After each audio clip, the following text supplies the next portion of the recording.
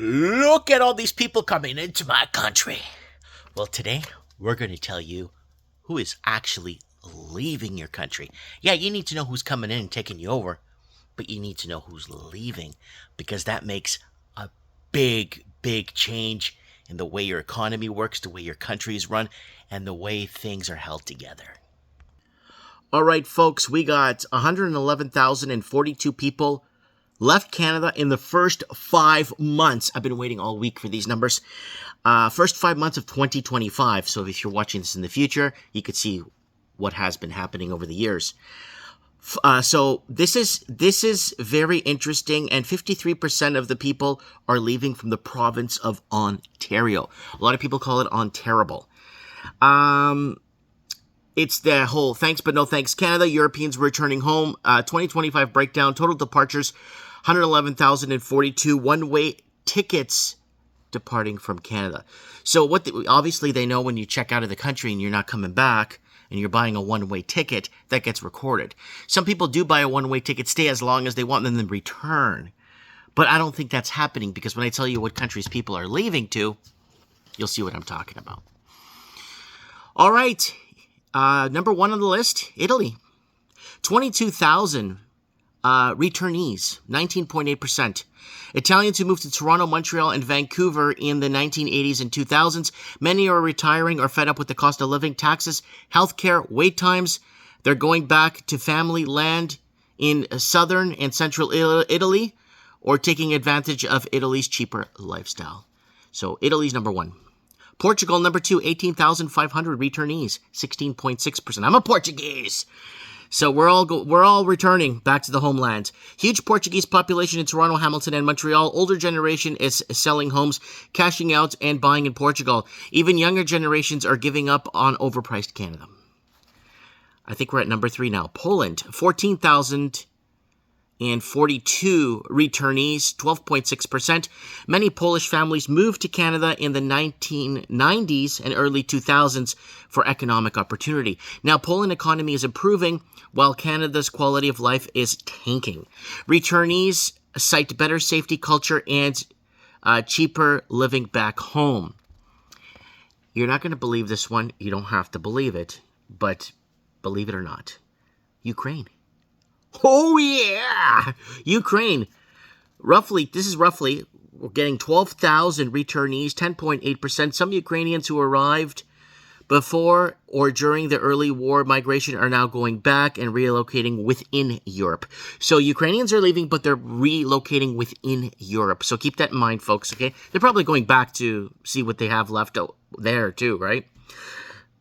They see more stability or opportunity in Poland, Germany, or even Ukraine compared to expensive, unstable Canada. And we got Germany, Germany. Okay, returnees, 8.1%. Skilled workers and tech migrants who initially came to Canada for freedom and opportunity are now disillusioned with high taxes, housing, and lack of real advancement, returning to better work-life balance and stronger social programs. So a lot of these people are going to go back and just take back Europe, right? Just going to take it back. That's all they're going to do. Seeing that they have nowhere else to run to, like they used Canada, or they came to Canada for a better life and start a life. Yeah. Okay, what's next? Romania, roughly 6,984 returnees, 6.3%. Eastern Europeans working in trades or service roles, realizing Canada's promise is broken, returning to buy homes and raise families, affordability in Romania. And then we got Serbia, Bosnia, and Croatia, Balkans, 6,514 combined.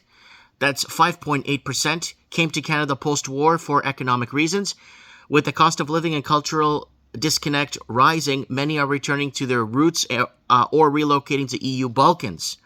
Greece, 4,997 returnees, 4.5%.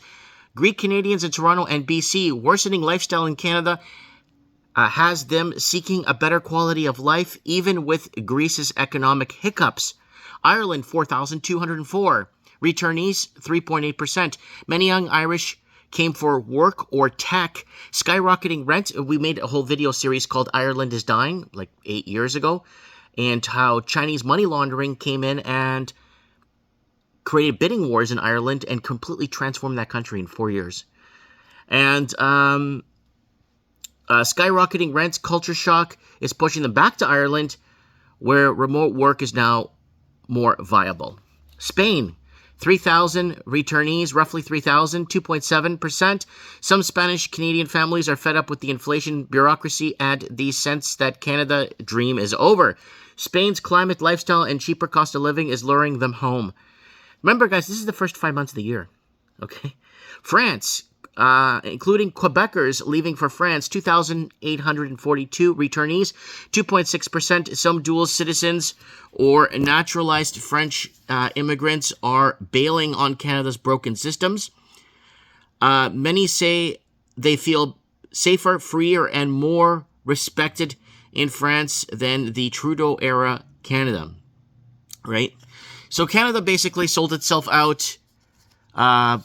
European expansion came in and built Canada, and then after it's built, Canada sold out to the highest bidders, creating money laundering from China, came in and created bidding wars, and the Canadian proper couldn't get in, so the Canadian government created first-time home buyer loans. We told you were fake. Don't get those because you're going to have to pay them back with high interest. Now interest rates are going up like we warned you guys. They have to go up to 8 or 9% to hedge against inflation. We warned you guys about that. We warned you guys about all this stuff. And that's where we are at. Don't forget to check our older stuff, folks. Toronto mass exodus, it's real. Food and fuel set to skyrocket, pushing out young families 4 years, 9 months ago. Vancouver mass exodus, young families leaving, can't compete with CPP money laundering 6 years, 8 months ago. Vancouverites abandoning condos, can't afford to live in Canada anymore. Brain drain, mass exodus 8 years, 4 months ago. Major economic collapse to every Canadian major city, money laundering, mass exodus, rent hikes. There it is. Look at this video. Look what we're saying here. Vancouver household debt is a whopping 86% residential real estate. Holy smokes. And that was like 6 years ago. Already warning you guys. I left Vancouver. Pros and cons. Type 5 reason after leaving 7 years ago. Mass exodus of Canadian big cities. If you don't buy now, you will never own anything. Was a lie. Remember the whole FOMO thing? If you don't buy now, you'll never own anything. Now there's an oversupply of real estate on the market. We'll get into that in another video if you guys want. And just a message out there just a quick message out there before we wrap this up. When the leaves fall out of season, the sun sets behind the northern fence. The wolves will remember where they buried the fire. Until then, keep your compasses broken. Mike Martins here. I have spoken.